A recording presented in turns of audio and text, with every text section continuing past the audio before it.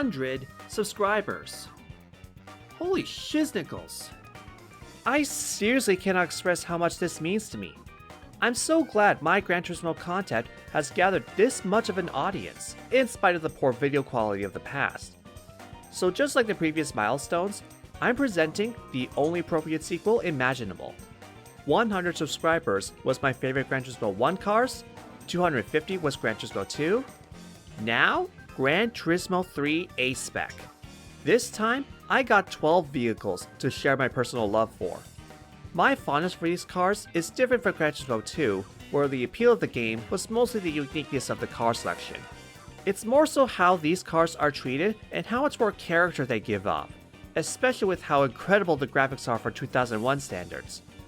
Plus, while not as prevalent as Gran Turismo 5 for me, GT3 did feature a few more cars that I began to notice as a wee lad, and began to appreciate them a lot more as I get use out of them in career mode to develop stories with them. Same rules as the last two lists, only one car per lineage, and basing it on my fondness in this one game instead of in general. Let's not waste any more time, this is my top 12 favorite Gran Turismo 3 cars.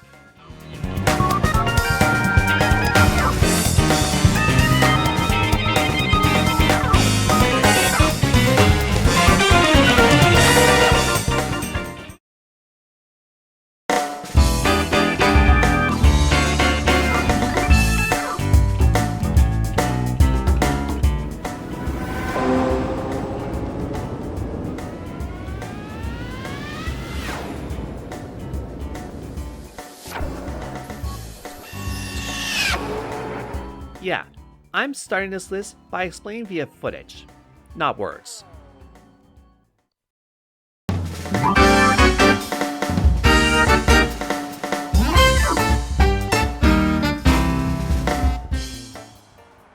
You know, it's funny. The NSX is one of my favorite JDM cars and has been with the franchise since day one, yet I didn't love them enough to put any of them on my list before. It was very expensive in prior games, rightfully so, but its use was pretty limited in the first game, and it's a little too tail-happy in GT2. Gran Turismo 3 is where I find the NSX to truly shine. The NSX is what happens when Japan puts every bit of their hard work to craft the ultimate sports car, and in this game, it feels as fantastic as it should. I've gotten lots more use this time around thanks to the North American introduction of the Type R. I know technically the Acura NSX 93 was the Type R underneath in the past two games, but it doesn't feel anywhere near as epic to drive due to the lack of recognition in the title. Here, it brings the legendary Type R name to the forefront. It's great to use stock, and it kind of feels like a GT500 car fully tuned, with the overall stance and the sound being similar to the Mugen Castro or Arta cars, so it's multi-purposeful for replicating different feels. Thus, it's one of the better mid-engine cars in the game, and it obviously dominates the Type R meaning when it's upgraded. The NSX is one of those cars I intend to like a lot more in real life than in games, but in Gran Turismo 3, it's just very fun.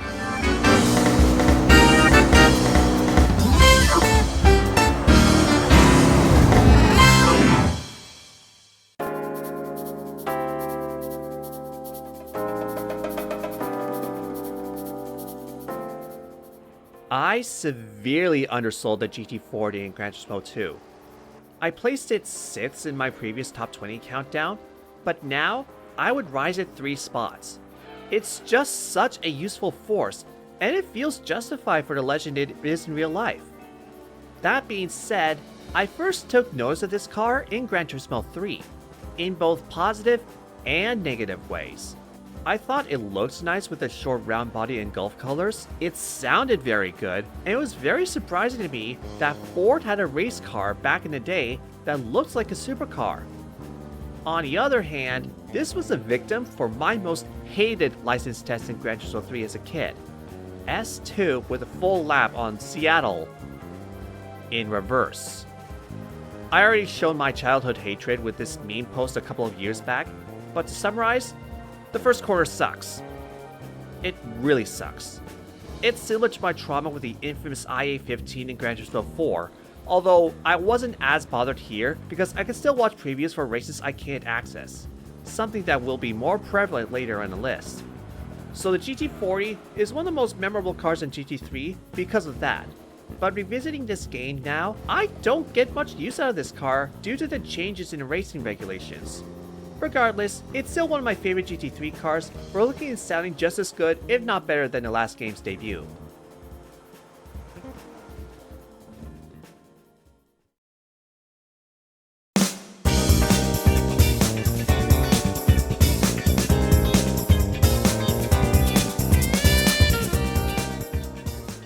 I swear this is just a coincidence. I originally had the Clio V6 a lot higher, as it's truly one of my favorite cars, touting this as my favorite iteration of the mid-engine hatchback from France. Upon reflection, however, it dropped to the same position as in GT2. Now I still like it in this game more than the last one, as the mid-engine status stands out a lot more in GT3 compared to the other titles, where there was a lot more cars with a layout, especially GT5 and 6 with the introduction of Ferrari. Plus, this is the only game to feature a purple color for the Clio, my favorite for the car. It's still ridiculously fun to drive with a badass layout for a hatchback. What ultimately dropped this car down the list for me was, well, for one, I first noticed this car in Gran Turismo 5, so I don't have as much memories with this car here. But also, it's hard for me to think about this car without having the Cup car being brought into the back of my mind. For those who don't know, that is the biggest pain in a minimal car purchase challenge, being required to race the Clio Championship and being able to win as a random prize car in the Super Speedway Endurance race.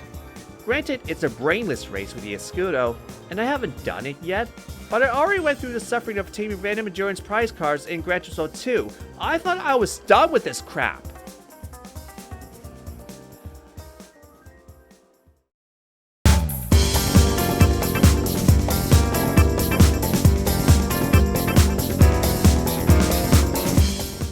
One of my favorite things about the car roster of Gran Turismo 3 is how it emphasizes the rivalry aspect of racing.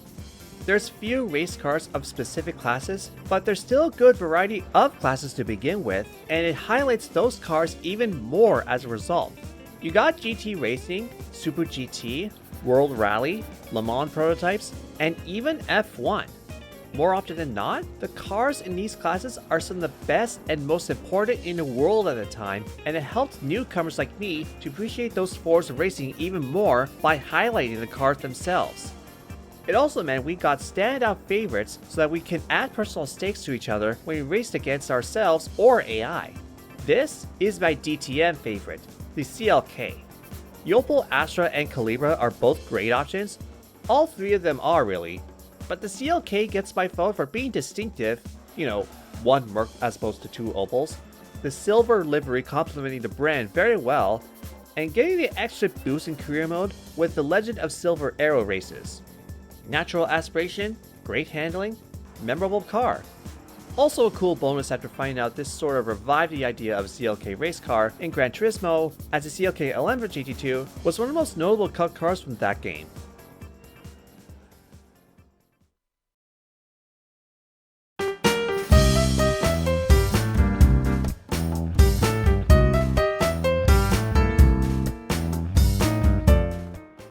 This is basically Proto Clio V6 for me in terms of the same upgrades from boring cars. The Volkswagen Beetle was very notable for me as a kid in real life. Our family never owned one, but it was one of the more memorable car designs that was very common in the 2000s, and we partaked in the Beetle game where we nudged, tickled, bothered each other every time we see a Beetle in a color. So apparently Volkswagen made a very hot four-wheel drive version. I was blown away the first time I saw this, and I knew this wasn't just cosmetic, with a price tag of 70,000 credits, only bought in silver. Years later, I still love the Beetle RSI. Volkswagen has made plenty of unexpectedly awesome cars from unassuming vehicles, such as the Golf R32, Touareg V10 TDI, Fade 10 W12, and a whole host of concept cars. The Beetle RSI was the origin of that discovery for me. I'm so glad Polyphony bothered to put this in the game in spite of its rarity. I ended up using it in Rome 2 Hours races as a result.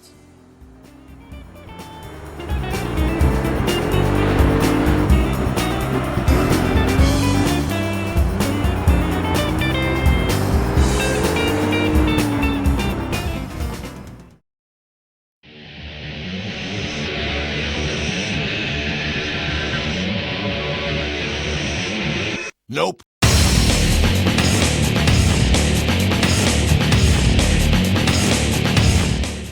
Another carryover from previous lists. Just like the GT40, I got to notice the 22B via Gran Turismo 3.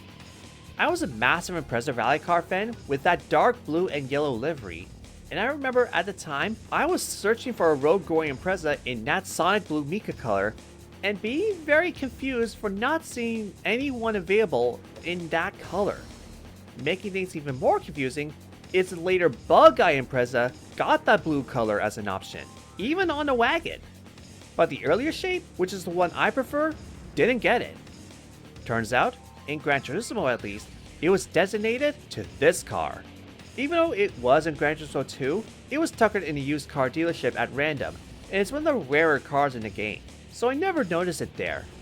GT3 was the first time it became widely known to the public. As a result, the 22B became one of my dream cars for over a decade, being one of the most fun all-wheel drive experiences on the road, and being one of the most respected JDM cars of all time. I wouldn't say GT3's version is definitively my favorite. The visual upgrades of GT Sport and 7 may give it an edge, but it's still a close battle and very useful in career mode. Still my favorite JDM car, still my favorite Impreza.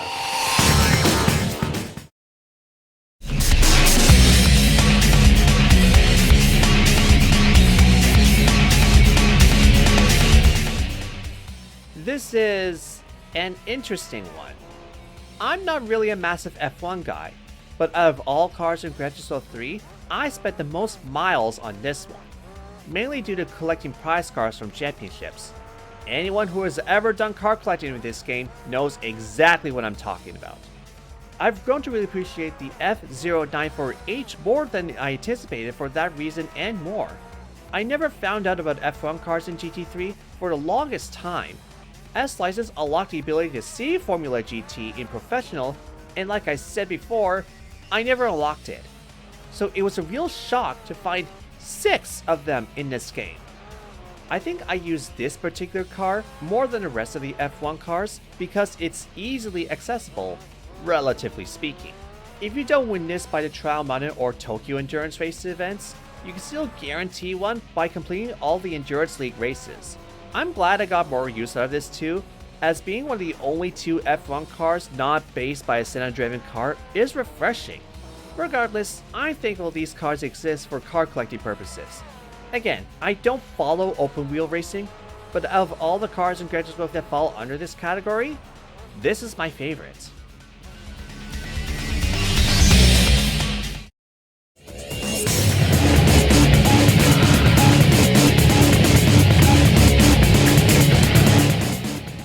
My favorite rally car in Gran Turismo 3. Not even kidding. I know this is a weird choice for me to make, considering it's the least competitive one. With a level 2 turbo, it can't reach 400 horsepower, making certain rally events near impossible. Well, first off, I like my rally races to be closer than tarmac race ones, as it enhances the rivalry aspect of this fleet, and the Zara fits a perfect bill for that purpose. But much more importantly, this is by far the best and most fun front-wheel drive car in the game. It is so much fun tossing this car around. You can just fly through most of the corners in the game. It was the journey of mine to find the ultimate FF car in Gran Turismo since 5. We've got plenty of competition four-wheel drive, front-rear, and mid-rear cars, but front competition vehicles was very uncommon. It was very notable for me. Over the years, I would come to understand why, but for the time, I thought the best choice was the 80s Mugen Model Civic, which debuted a game later. There was more FF events here, so I started researching for this game's FF King, which led me to this rally car on par stock with the rest. It was no turning back from here on out. My love for this car expanded when I found out that it was so dominant in kit car class in Rally that it got banned along with the category entirely. As a result, for the longest time, this was my favorite front-wheel drive car in the Gran Turismo series, only be overtaken very recently by the EG Civic SIR2 from Gran Turismo 1.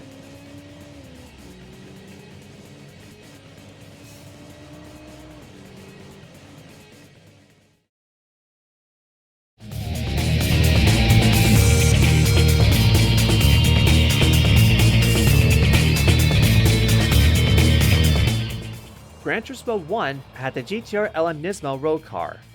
GT2 had the Honda S2000. Now, in Gran Turismo 3, we get the Castrol Supra as the opening car for the intro movie. And out of all the first impressions, this one had the biggest impact.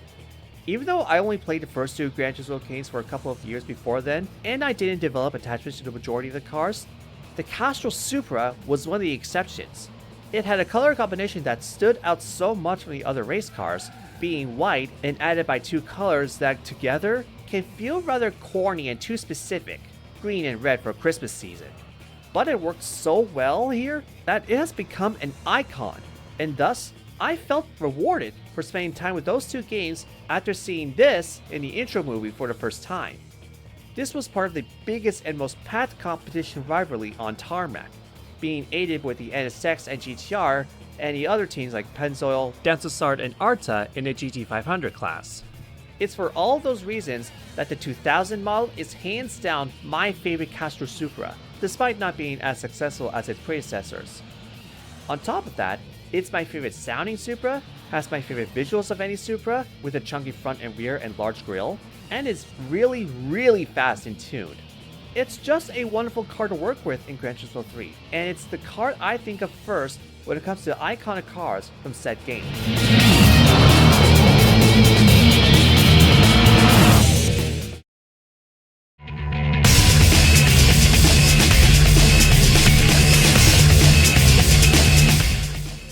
You know why this is here. Gran Turismo 3 is the first time we are introduced to the Mazda 787B, and thus Group C as well. And it's very largely due to this fact that it's become the most famous Group C car of all time. It's one of the best sounding cars, was the first time a Japanese car won the prestigious 24 Hours of Le Mans, and is still the only car to win with an alternative powertrain in the form of a four-rotor Wankel engine. It is also one of the fastest cars around the track in Gran Turismo 3, only being rivaled by the Toyota GT1 and behind the F1 cars. It has every right to be as famous in Gran Turismo 3 as it is. For me though, my love for this car came as a spectator. Like I mentioned a couple of times, I never unlocked the S license as a kid and thus couldn't participate in a few events hosting some of the fastest cars in the game. What I can do, however, is watch the computer opponents race them via previews. Its implementation was rather annoying because the replay type was random, and for some reason it really gravitated towards the dive replay type. I just wanted the standard one, so that I can see each car in action. But for 16-year-old me, it was so worth it to just watch the 787B in action. I remember the first time I saw this car, the Mistral 78 laps. It was the fastest car around Monaco, and its only downfall was a short tire lifespan. But of course, the big highlight that mesmerized me was the sound.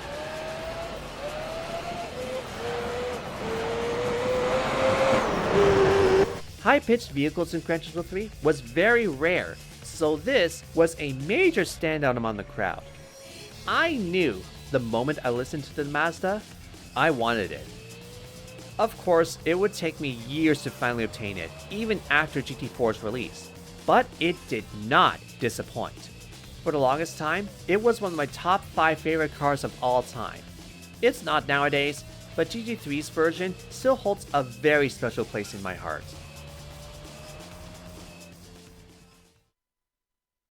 Yet, my Viper bias strikes again.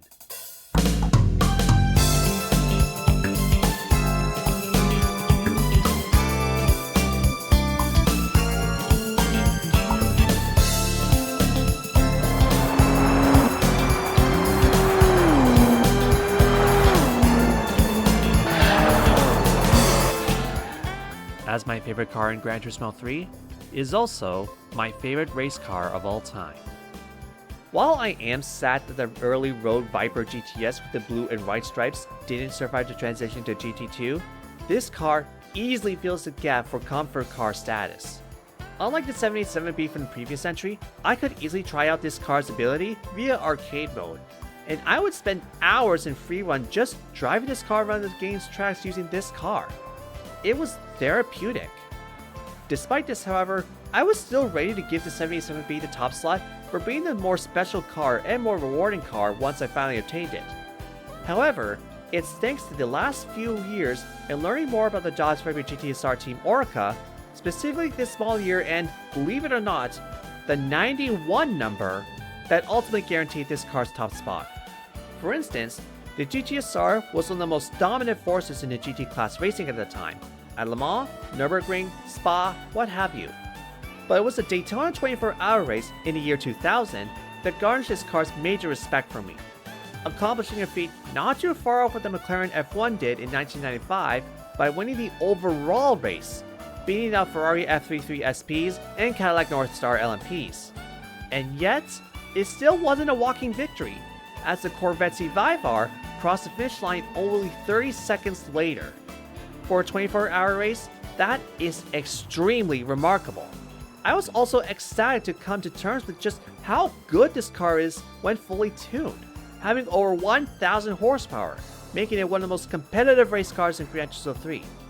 I use it all the time for my playthroughs, crushing LMPs in process. It's just a supremely easy car to love for me. The Viper is my favorite car, so to have the GTSR capable of winning every eligible race short of Formula GT puts a huge smile on my face. It can even win like the wind. I will always cherish this car.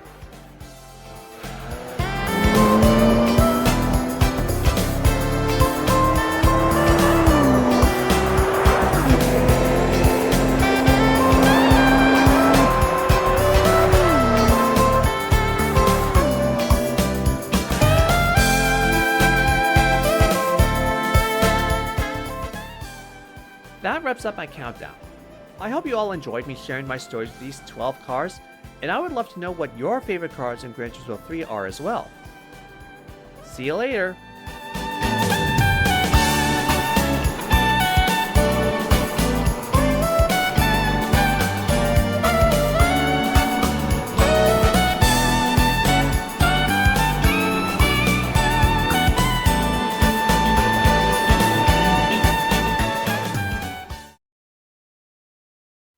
Yeah, I'm starting to this spice thing. I'm starting.